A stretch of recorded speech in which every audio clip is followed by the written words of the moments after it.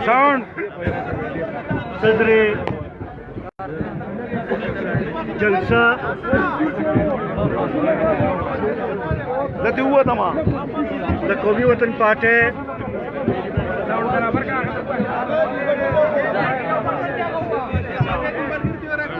भैया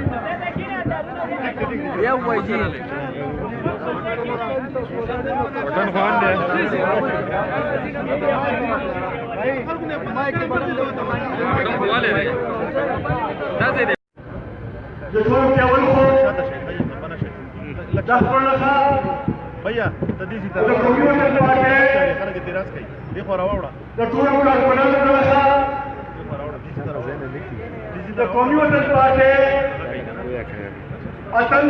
योम तासीस मानजनवानी मलकन डिवीजन टूल मरकज का मुबारकी और कौमा ये कामयाब कन्वेंशन चिकन जलसे शक्ल इख्तियार को दिन राहकारी चितन तक पार्टी मुतारिक शहीदा और इंशाल्लाह रावान वक्त की बता साबित होगा कि मलकन डिवीजन का कौमी वतन पार्टी का दे और इंशाल्लाह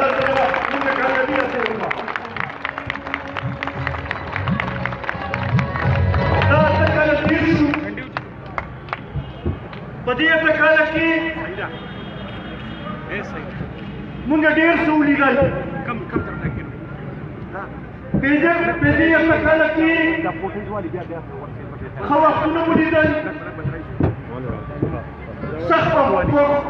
वक्तुनो मुनिदल उरुजो मुकतनो गवानो मुकतनो मरगरो वफादारी मुनिदला और बेवफा मरगरो बेवफाई मुनिदला تصوير بس لك ايه بعد كده ده يو تصوير والي لكينا نيجناس لا وده لا عقبة لكينا والحياة ومدخل شيء والي اخبار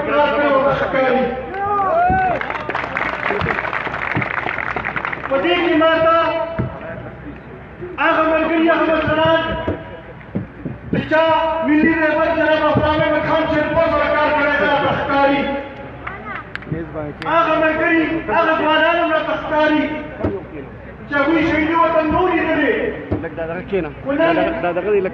ده يو تصوير والي بليز بيها ده ركينا ده هدف بيانو بطور روانتي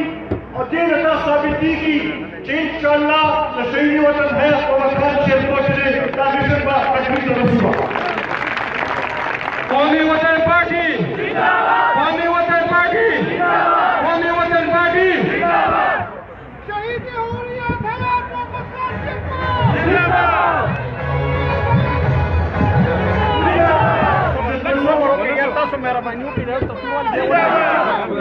इज्जत बंदो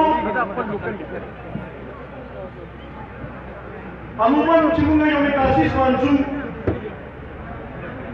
तुमुंगा वो पेशोर की वजह से कोला खुदी से हमने दा फैसला उकड़ा چې هر ډیویژن هیډ کوارټر ته ورځو ډاکټر صاحب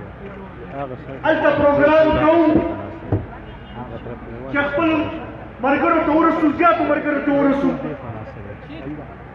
او دا پیغام ټولو پښتنو له ورکو چې دا موجوده حکومت د ناقصې پالیسیو په نتیجه کې چې کومه مایوسي راغلې ده چې کوم پښتانه مایوسه شوي دي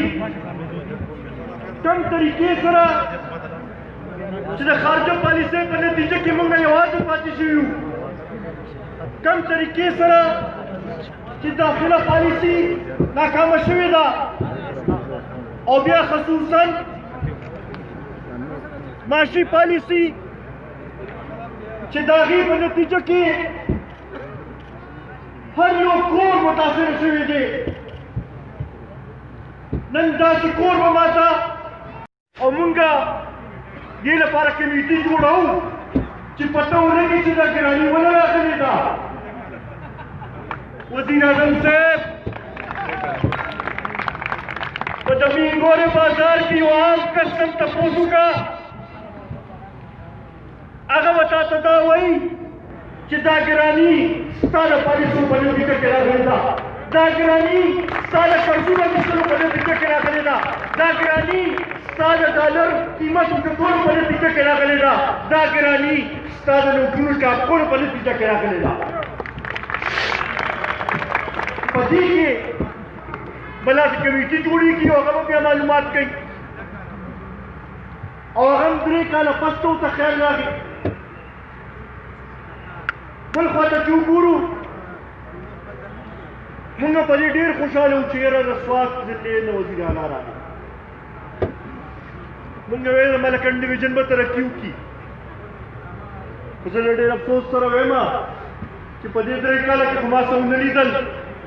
هماغه کوڅې وینو چې کوڅې جوړېږي او ټرانسفارمرې لګي او روډ جوړېږي څه غټ منصوبه چې دې ملکن ډیویژن نه راغلی سوات ته راغلی هغه موږ اوسه پورې ونه لیدل بیا په دې اسمبلۍ کې یو وزیر دی چې د هغه نه څوک خبرې نشي کولی چې څوک هم د اپوزیشن خبره کوي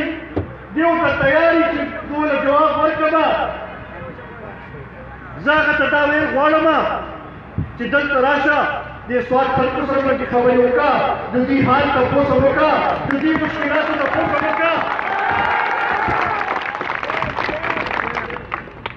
دا هر څه تاسو په زړو حکومتونو باندې نشئ کولی تاسو خپل کارکردګي موږ ته وښایئ اوس دا قوم تاسو ته تپوس کوي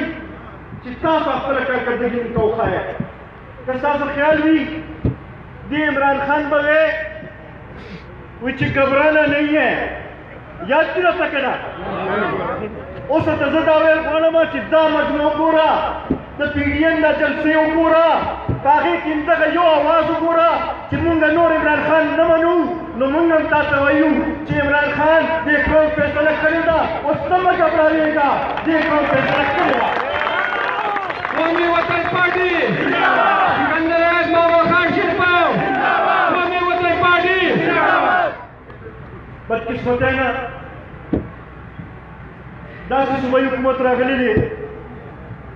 چې په ریموټ کنټرول باندې د اسلام آباد نه چلي وزیر اعلی صاحب زما خیال په خپل دفتر کې یو چپړاسي د یو دفتر نه بل دفتر ته نشي بدلولی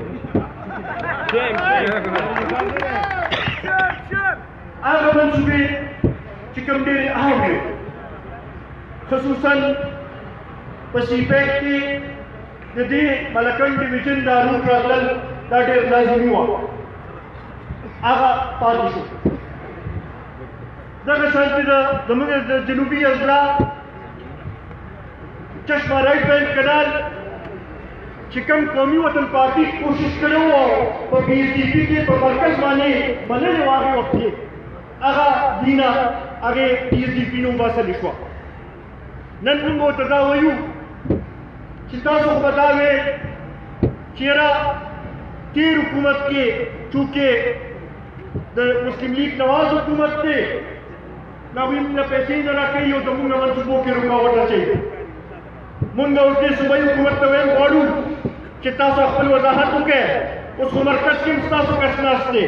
مرکز کې هم ستاسو حکومت دی، اوس ولې زموږ صوبې خلکو ته خپل حق نه میلاویږي؟ زموږ دې غریبانانو ته ولې خپل حق نه میلاویږي؟ د دې وضاحت تاسو ورته وکړئ. او که مرکز طرفه رکاوټ دی نو بیا وزیر اعلیٰ صاحب ځان کې دومره ضرورت پیدا کا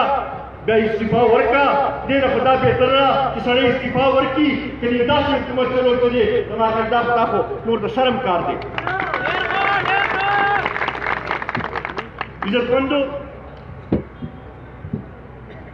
نن صرف 3 جلسې شوي دي د PDL اور هغې 3 جلسو دا حکومت دومره ګمراو کړی دی چې د بوکړهټ شکار شوي دي. انشاءالله په 22 نومبر به پیښور کې چې کومه جلسه وي په هغې کې به موږ هم بھرپور خپل طاقت مظاهره کوو او دا به زما په نظر کې د دې حکومت لپاره آخري چکر به وي او انشاءالله دا به تاسو ګورئ چې 22 نومبر نه پس به بیا د دې حکومت وجود به پاتې نه شي. عزتمندو الیکشن اوس ډېر لرې نه دی، پکار دی چې موږ اوس هغې لپاره تیاری شروع کړو. د پاکستان ډیموکریټک موومنټ بنیادي مقصد هم دا دی چې هغوی ویل چې دا سلیکټډ حکمرانان چې دي دا د خلکو ترجماني نشي کولی، د خلکو مسایل نشي حل کولی. او دې 2.5 کاله کې دا خبره ثابته هم شوه چې جعلي سیاستدانان ډېر د ټوپکو د نور هر څه په زور باندې به راشي په کرسۍ باندې خو به کېنولي شي، خو عوامو مسایل یا ملک چلول چې دی د هغوی د وس کار نه دی. بیا موږ دا غواړو چې ملک کې صحیح معنو کې جمهوریت راشي. هره اداره چې ده هغه موږ لپاره محترمه هم ده، خو هغې ته خپل د اختیار کې څنګه کار کول پکار دي او صحیح معنو کې صوبایي خودمختاري ملاوېدل پکار دي چې د ورکوټي صوبو مسایل چې دي هغه دې حل شي. همدغه ایجنډې سره د پاکستان ډیموکریټک موومنټ په دې تحریک کې موږ قومي وطن پارټي شامل شوې ده. انشاءالله دا امید تاسو ورته وایي چې تاسو هم 22 نومبر باندې راځئ او موږ سره په دې جلسې کې شریک کېږئ او دې عمران خان ته به دا ښیو چې اوس دې قوم فیصله کړې ده، دې قوم دا فیصله کړې ده چې نور موږ دې ګرانې چې د دې متحمل نه یو، موږ نور د دې حکومت غلطو پالیسیو متحمل نه یو. دا حکومت چې دی دا نااهله حکومت دی، دا حکومت چې دی دا د خلکو مسایل نشي حل کولی. او همدغه یو ناره به لګوو، زه تاسو ته ناره راکوم، د هغې جواب راکړئ: زه عمران زه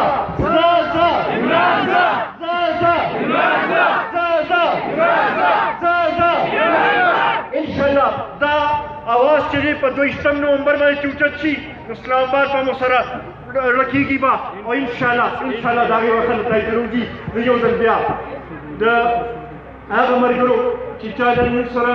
شمولیت اختیار کړی د هغوی ډېر زیات مشکور یم. ګڼ شمېر ملګري دي، دومره ډېر ملګري شامل شو، دا موږ لپاره ډېر د حوصلې خبره ده. فردن د هغوی نومونه نشم اخیستلی، کوم د ملکن ایجنسۍ د لوور دیل د شایګلې د بونیر او زما د سوات ټولو ملګرو ته مبارکي په کامیاب کنونشن باندې. انشاءالله چې دا سلسله همداسې جاري وي، انشاءالله دا به ساتونکو